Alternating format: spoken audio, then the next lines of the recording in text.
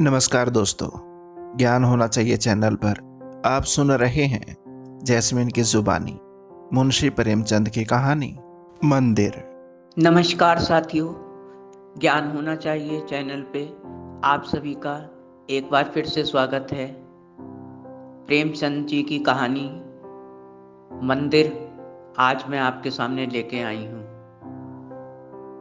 सुखिया गांव की एक बहुत गरीब महिला थी। परिवार के नाम पर उसके पास एक छोटा सा बच्चा था। उसके पति का स्वर्गवास बहुत पहले हो चुका था।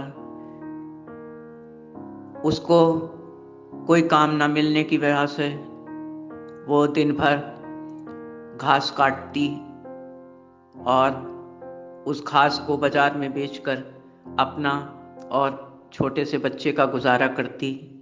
इस तरह उसके दिन गुजर रहे थे और वो बच्चा सुखिया को बहुत जान से ज़्यादा प्यारा था। उसके जीने का वही सहारा था, वही मकसद था।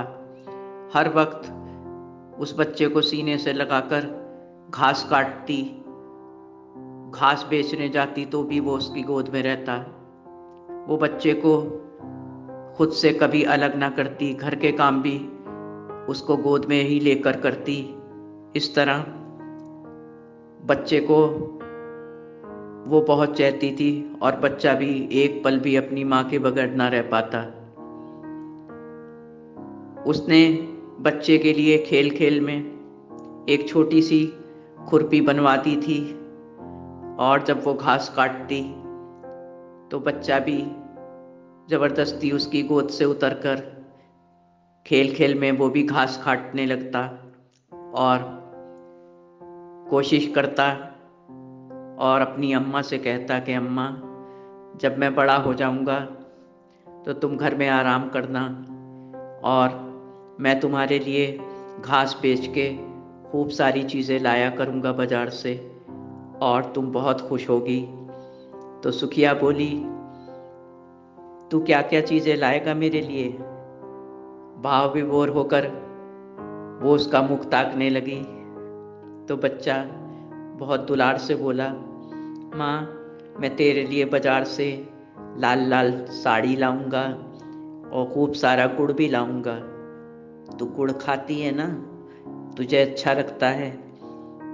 सुखिया उसकी भोली भाली बातें सुनकर निसार हो जाती और बहुत प्यार से बच्चे को निहारने लगती। लेकिन आज 3 दिन से सुखिया बहुत उदास और परेशान थी। खाने की बात तो दूर की थी, पानी की एक बूंद तक सुखिया के पेट में ना गई थी, क्योंकि उसका जान से ज़्यादा प्यारा बच्चा बहुत सख्त बीमार था और अर्ध बेहोशी की हालत में उसकी गोद में पड़ा कराने लगता। वो सोचने लगी, मेरे हंसते खेलते बच्चे को ये क्या हो गया। अब सुखिया का मन न घास काटने में लगता, न घर के किसी अन्य कार्य में। उसके जीवन का आधार डगमगाने लगा। उसने मन ही मन ईश्वर से कहा, मेरे जीने का यही सहारा था ईश्वर, इसे न छीनो। इसके सिवा मेरे पास अब कुछ नहीं है। और उसकी आंखों से झरझर करके आंसू बहने लगे। हृदय जैसे शूल चुभ रहे थे, इस तरह से उसको महसूस होने लगा। 3 पहर बीत चुके थे। सुखिया बेहोश बच्चे को हाथ में लिए टहल रही थी। कभी इधर जाती, कभी उधर जाती। उसकी समझ में ना आ रहा था क्या करे और उसको गोद में लेकर फिर दीवार के सहारे थक कर नीचे बैठ गई। बच्चे की आंखें बंद थीं। थोड़ी ही देर में रात गहराने की वजह से सुखिया की भी आंखें बंद होने लगी और सुखिया को झपकी आ गई। उसने ख्वाब में देखा उसके पति बच्चे के सिर पर हाथ रखकर सिरहाने खड़े हैं और सुखिया से कह रहे हैं, मत रो सुखिया, बच्चा ठीक हो जाएगा। तू कल सुबह ठाकुर जी की पूजा और आरती कर उनको भोग लगा। दोस्तों, ज्ञान होना चाहिए चैनल पर आप सुन रहे हैं जैस्मीन की जुबानी मुंशी प्रेमचंद की कहानी मंदिर। तेरा और इस बच्चे का कल्याण करेंगे वो, ये कहकर उसके पति अंतर्धान हो गए और चौंक कर सुखिया की आंख खुल गई। सुखिया समझ गई कि पति की आत्मा भी बच्चे की तकलीफ से परेशान है, इसलिए वो यहाँ आए थे और उसको रास्ता बताया और तसल्ली दी। अब उसके हृदय में आशा की एक ज्योति जल चुकी थी। पति के प्रति उसकी श्रद्धा और प्रेम देखकर आंखें सजल हो चुकी थीं। उसने ठाकुर जी की पूजा के लिए प्रण लिया और पूजा का सामान इकट्ठा करने लगी। वो सोचने लगी कि शायद ठाकुर जी को मुझ पर कुछ रहम आ जाए और इस बच्चे को अच्छा कर दें। उसी वक्त उसने बच्चे को देखा तो देखा बच्चे ने अपनी आंखें खोल ली हैं और माँ माँ पुकार रहा है। फिर बच्चे ने अपनी माँ से पानी मांगा। सुखिया ने दौड़कर उसको पानी दिया तो बच्चे ने पानी पिया। इसके बाद सुखिया ने थोड़ा सा गुड़ ला के दिया तो बच्चे ने वो गुड़ भी खा लिया। दूसरे दिन बच्चे ने खिचड़ी भी खाई थोड़ी सी और धीरे धीरे सुखिया ने उसे द्वार पर बैठा दिया। वो दूसरे अपने सारे हमजोली बच्चों को खेलते हुए देखता रहा, पर बीमारी की कमजोरी के कारण वो खुद ना खेल पाया। इस तरह देखते ही देखते सारा दिन गुजर गया। शाम घिरने लगी और रात का धुंधलका छाने लगा तो बच्चे की तबीयत फिर दोबारा बिगड़ने लगी। अब सुखिया फिर घबरा गई। सोचा पूजा पाठ में विलंब होने की वजह से शायद बच्चा फिर से बीमार हो गया है। तो उसने बच्चे को ज़मीन पर लिटा दिया और पूजा की सामग्री तैयार करने लगी। फूल तो जमींदार के बगीचे से वो ले आई और तुलसी अपने घर से मिल गई। अब ठाकुर जी को भोग लगाने के लिए कुछ मिष्ठान की ज़रूरत थी। उसके पास पैसे नहीं थे। वो परेशान हो गई। उसने गांव में कई लोगों के पास जाकर सबसे उधार मांगा और बहुत हाथ पैर जोड़े, पर किसी ने उसको उधार ना दिया। फिर वो हार पछता के एक बनिए की दुकान पर गई और अपने चांदी के दोनों कड़े हाथ से निकालकर उसके पास गिरवी रखवा दिए और थोड़े से बताशे लेकर और 1 रुपया नगद लेकर वापस घर आई। जल्दी से उसने पूजा की थैली तैयार की। उसमें बताशे, तुलसी और सब पूजा का सामान रखा और गोद में बच्चे को लेकर और एक हाथ में थाली लेकर वो मंदिर की तरफ चल पड़ी। धीरे धीरे वो मंदिर के द्वार तक पहुंची तो उसने देखा कि आरती का घंटा बज रहा था। कुछ भक्तगण पूजा अर्चना में लीन थे, आंखें बंद करके पूजा पाठ कर रहे थे। वो वहीं खड़ी हो गई और जैसे ही उसने अंदर जाने के लिए कदम बढ़ाए, वैसे ही वहाँ पुजारी आ गए। पुजारी ने उससे सवाल किया, तू यहाँ क्या कर रही है? क्यों आई है यहाँ? कहाँ जाना चाहती है? इस पर उसने जवाब दिया कि महाराज। दोस्तों, ज्ञान होना चाहिए चैनल पर आप सुन रहे हैं जैस्मीन की जुबानी, मुंशी प्रेमचंद की कहानी। मंदिर। मेरा बच्चा बहुत बीमार है और साक्षात स्वप्न में मुझको ठाकुर जी की पूजा अर्चना का आदेश हुआ है। मैं अपने बच्चे की सलामती के लिए ठाकुर जी के चरण में अपने बच्चे को रखकर उनकी पूजा करना चाहती हूँ। तो मैं इसलिए पूजा के लिए आई हूँ। और देखिए, मेरे पास मेरी थाली में पूजा का सब सामान भी है। इस पर पुजारी ने गुर्रा कर कहा कि तू नीच जाति की औरत है, तू अंदर जाएगी, तुझे समझ में नहीं आ रहा तू क्या कह रही है। मंदिर को और ठाकुर जी को अपवित्र कर देना चाहती है, ये कैसे संभव है। हम लोग को छूत लग जाएगी, तू यहाँ से चली जा। इस पर वो बहुत गिड़गिड़ाने लगी। सुखिया ने रो रो कर बहुत दुहाई दी, अपने बच्चे को दिखाया कि देखिए इसकी कैसी हालत है। पर पुजारी को सुखिया पर रहम ना आया। फिर सुखिया ने आश्चर्य से कहा कि भगवान किसी से छूत अछूत नहीं करते हैं। क्या ठाकुर जी ने आप सबको रचा है, मुझे नहीं रचा? वो तो सारे संसार के स्वामी हैं। फिर हमारे लिए ये पूजा पाठ की मनाही क्यों? सरकार, इस बच्चे की मनौती है, पूजा कर लेने दो, आपकी मेहरबानी होगी। लेकिन पुजारी टस से मस ना हुआ। तब तक बाकी भक्तगण पूजा समाप्त कर चुके थे। गुर्रा कर बोले, पुजारी जी, इस औरत से बहस क्यों कर रहे हो? छीन कर इसकी थाली क्यों नहीं फेंक देते हो? धक्के मार के निकाल दो इसको, चुड़ैल को यहाँ से।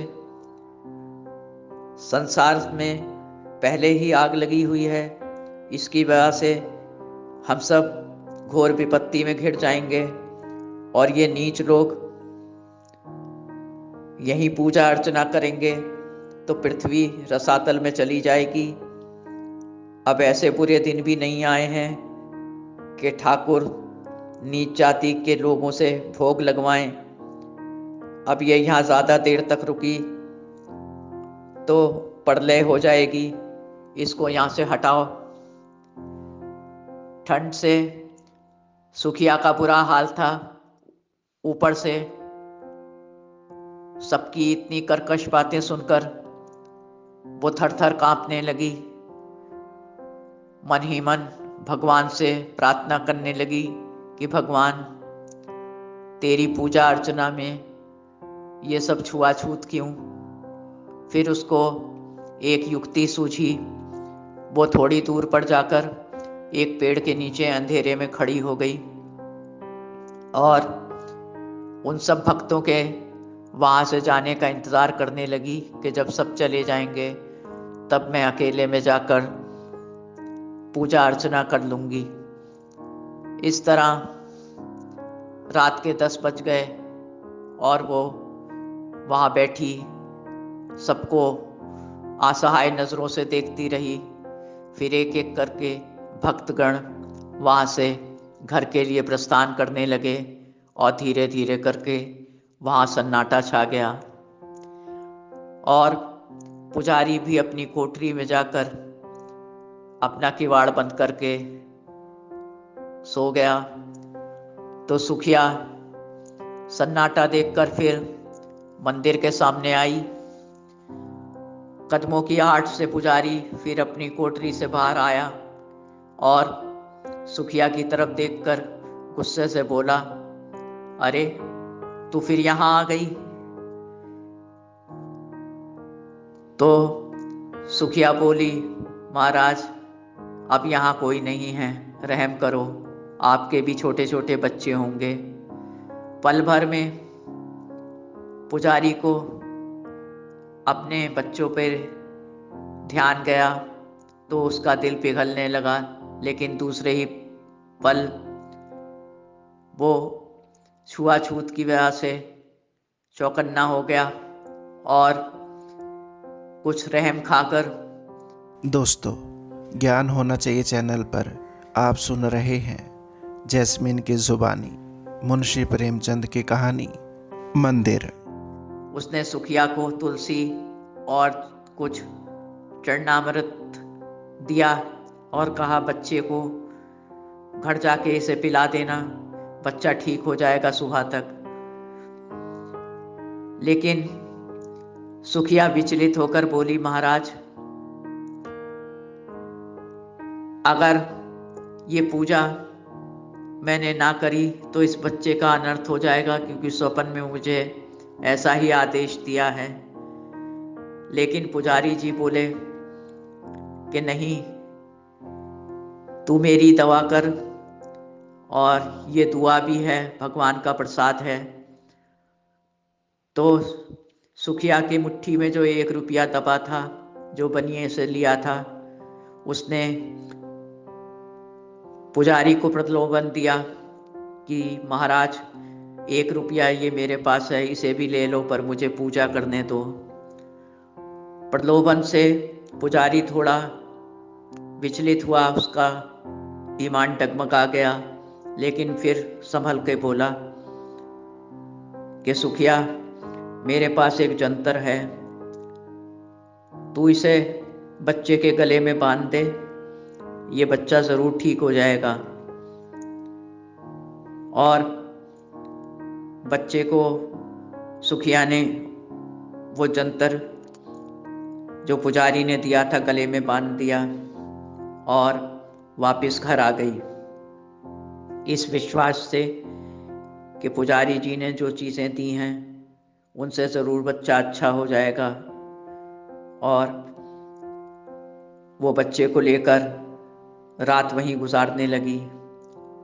अब ज्यों-ज्यों रात गुजरती जाती, बच्चे की हालत और ज़्यादा बिगड़ती जाती।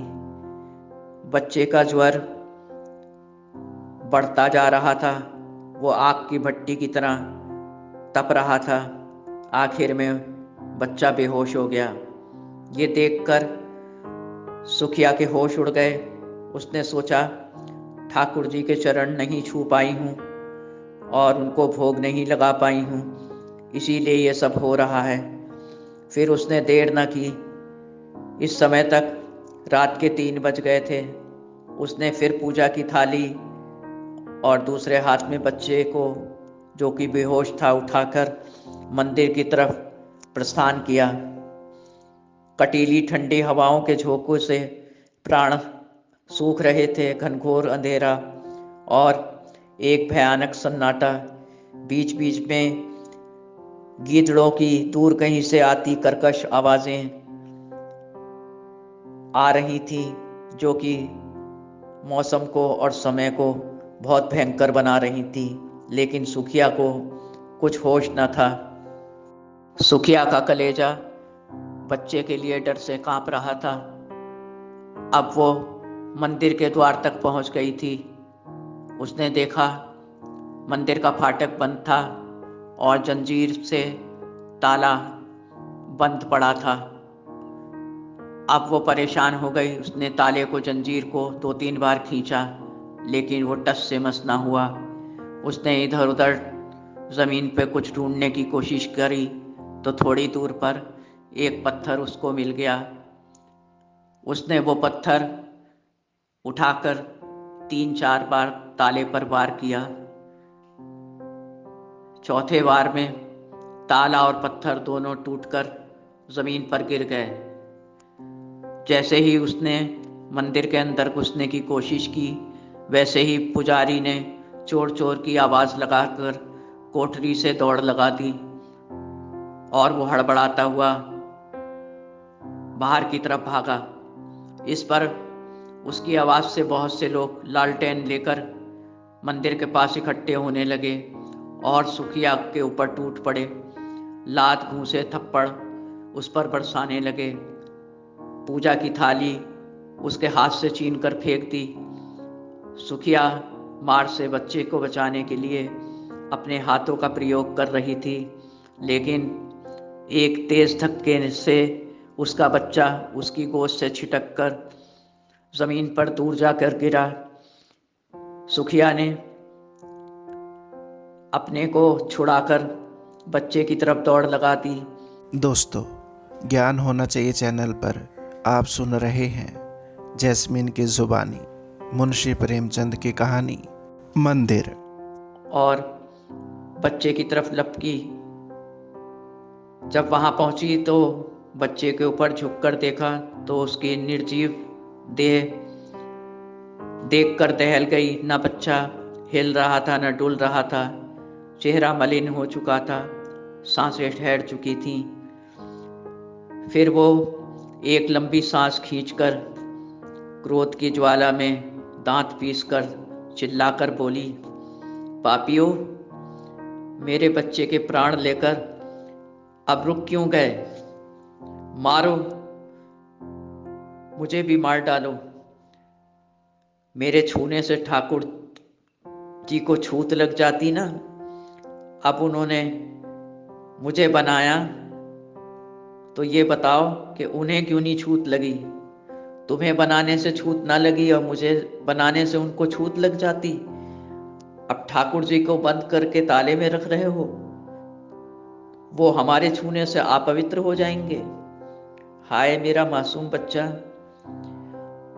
तुम जैसे पापियों को शर्म ना आई, दया ना आई। धर्म के ठेकेदारों, मुझ अभागन की गोद सूनी करके तुम्हें क्या मिला? और उसका करुण क्रंदन सबके हृदय को बेध रहा था, विचलित कर रहा था। सब लोगों के हृदय कांप उठे। सब पाषाण की मूर्ति बने वहां खड़े थे। किसी के मुंह से कोई आवाज ना निकली। गहन सन्नाटा छाया था। इस वक्त तक सारे गांव के लोग वहां इकट्ठे हो चुके थे। फिर सुखिया के मुंह से निकला, हाय मेरे लाल, तू कहाँ चला गया? और वो छटपटाकर जमीन पर गिर पड़ी और कुछ ही देर में उसके प्राण पखेरु भी उड़ गए। बस रह गईं वहां 2 लाशें जो अपनी बेबसी की एक कभी ना खत्म होने वाली कहानी छोड़ गईं।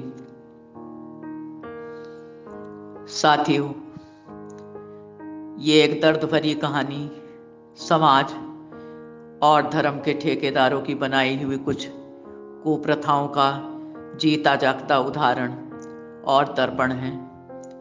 जब इंसान दुखों से हार जाता है, दवाओं से हार जाता है और अन्य किसी समस्या का समाधान उसे नहीं मिलता, तो वो हार कर सबसे अंत में ईश्वर की शरण में ही जाता है। और अगर उसे उसकी अडिग विश्वास से हटाकर और उस ईश्वर की आराधना से रोका जाए, तो सोचिए आखिर उसका ये आखिरी प्रयास और उम्मीद क्या होगी। ये तो इंसानियत के ऊपर खुला अत्याचार और उसके साथ हैवानियत ही है। साथियों, अगर आपको मेरी कहानी अच्छी लगी हो तो प्लीज़ इसे लाइक करें और शेयर करें। ईश्वर से मेरी आज यही प्रार्थना है कि जिंदगी में किसी को कभी ऐसी बेबसी का सामना ना करना पड़े। हम ऐसे हालातों से कभी दो चार ना हों। ऊपर वाले की कृपा हम सब पे हमेशा बनी रहे और हमारा सारा विश्वास ईश्वर पे सदा कायम रहे। इसी के साथ मैं आपसे अगली कहानी तक के लिए विदा लेती हूँ साथियों। बहुत जल्द फिर से मुलाकात होगी। तब तक के लिए मुझे इजाज़त दें। आपका जीवन मंगलमय हो। आपकी अपनी जैस्मीन। धन्यवाद। नमस्कार। ज्ञान होना चाहिए चैनल पर आप सुन रहे थे जैस्मिन की आवाज़ में मुंशी प्रेमचंद की कहानी मंदिर। दोस्तों, आशा करता हूँ कि ये कहानी आपको पसंद आई होगी। वीडियो को लाइक और चैनल को सब्सक्राइब ज़रूर करें। धन्यवाद। आपका अपना संसार। नमस्कार।